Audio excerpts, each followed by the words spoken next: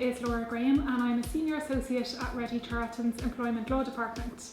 Today I'm going to provide you with an update on the current position relating to the retirement of employees. So there has been a recent upsurge in claims taken by employees who have been forced to retire. The main reason for this appears to be the increase in the state pension age. So employees who are forced to retire may have a gap in income between when they can claim their state pension and when they retire. So accordingly, employees often want to continue to work and decide when they retire themselves. So while most of the litigation surrounding compulsory retirement ages is concentrated on claims for age discrimination, there's also a risk that forcibly retired employees might take a claim for unfair dismissal.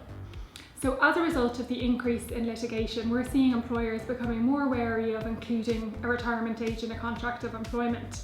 However, including a retirement age in a contract of employment is a really important first step in successfully retiring an employee.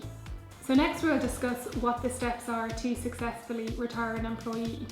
So despite a relatively recent change in legislation, it is still possible to successfully retire employees under Irish law. And the Labour Court has recently set out its two-stage test that will be applied. So the first test is whether there is a contractual retirement age, and the second test is whether that contractual retirement age can be objectively justified. So we'll go through the first step, which is the contractual retirement age. So this is important to defend a claim under the equality legislation for age discrimination, but it's also useful for defending a claim for unfair dismissal. So failure to include an express retirement age is not necessarily fatal to defending a claim, but it can leave an employer faced with an uphill struggle. To be implied as a term into an employee's contract, an employer will have to establish that the retirement age was so well known, clear and uninterrupted that it formed part of the employee's contract.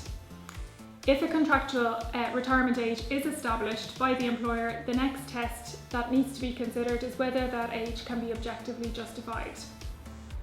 So there's a new piece of legislation known as the Equality Miscellaneous Provisions Act, and under that act it says that employers are required to have an objective reason for imposing a retirement age, and they'll also need to demonstrate that setting that retirement age is necessary to achieve its aim. So what amounts to an objective reason or an objective justification will vary in the circumstances. But some examples that have worked in the past have included the health and safety concerns and ensuring cohesion among employees through having a single retirement age, or encouraging recruitment and promotion of young people, or similarly, along a similar vein, ensuring motivation through the increased prospect of promotion due to senior staff being retired. So before forcing an employee to retire, you need to consider these two steps carefully, whether you have a contractual retirement age and also whether it can be objectively justified. So some practical steps to consider are including a retirement age in a contract of employment, and employers should also consider putting in place a retirement policy, which would set out things such as the fixed retirement age, the reason why it's necessary, what employees can expect when they're approaching retirement, and how requests to work beyond retirement age will be dealt with by the employer. So for further information on this topic, you can refer to my article on the website. Thank you.